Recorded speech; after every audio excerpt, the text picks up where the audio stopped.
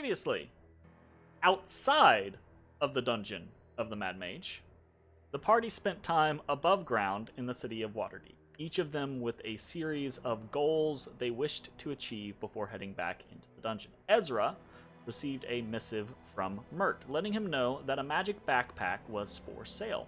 Eager to solve some of his carry weight issues, Ezrah set out to purchase it immediately. He found himself in the mansion of Victoro Halaster, and after a bit of discussion, some of which went Ezra's way and some of which didn't, he was able to... I got away with 2K, and then DM was like, nope, just kidding, I'm not paying attention. No, that's not a not paying attention thing. That's you trying to fool the DM, not trying to fool the character. No. Okay, anyways, it's fine. It all resolved. So, after a bit of discussion, was able to set on a price of 3,500 dragons for the Heward's Handy Haversack. Or whatever you want to name. I've always hated that name, but anyways, moving on. Afterwards, Ezrah headed to the Font of Knowledge and spent time researching the magic circle the party had found in Calabash's room in the Arcane Chambers. He was able, with assistance, to draft a completed version of the sigil and acquire the necessary materials to actually fix it the next time the party is there, should they so choose. Meanwhile, Ashes sought out winter clothing for the whole party in order to investigate the frozen hall down near the spider den on floor 2. After that, he headed to the Yawning Portal and spoke to Three Strings about learning how to play the music played by the bone harpsichord. Three Strings offered to tutor him, which Ashes accepted.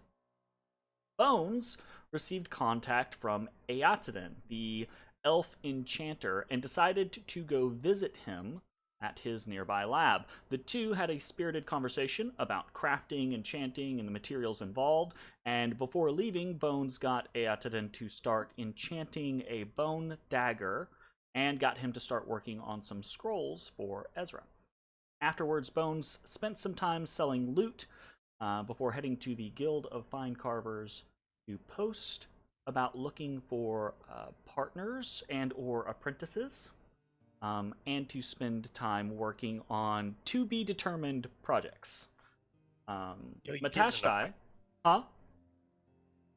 I said I must have missed that. I don't remember Bones getting an apprentice. That's exciting. He hasn't gotten an apprentice. He's put out the call looking for partners or apprentices.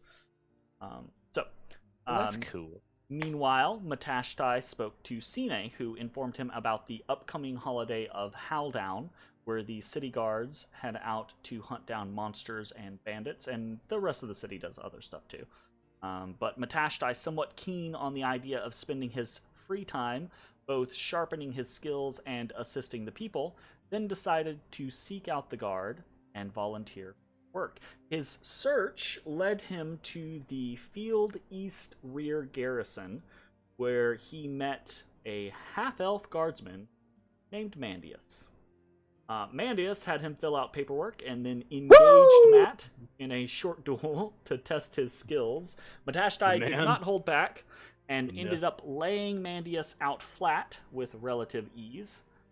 After the duel... Huh? Beat that ass. Beat his ass. After the duel, the two talked some, and Mandius secured Matashtai the opportunity to do some work for the city guard. Mandius recommended that if Matt really wanted to have the ability to work with the guard whenever he wanted and to kind of come and go as he pleased, then making a good impression at Howldown would do wonders for his reputation.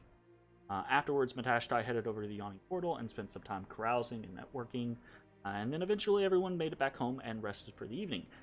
On the morrow, today, the 24th of Uktar, Ezrah and Ashes headed over to the Corellan's Crown, intent on meeting with Fala, but instead, an immense half-orc answered the door, carrying the largest bow either of them had ever seen.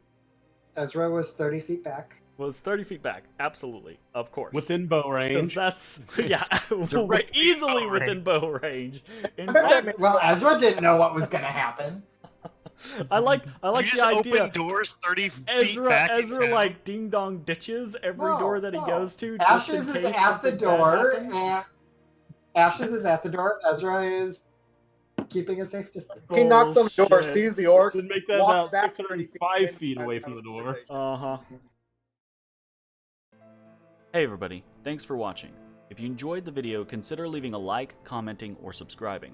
It really helps me out. If you'd like to see me live, head over to my Twitch at twitch.tv/thedistanthorizon.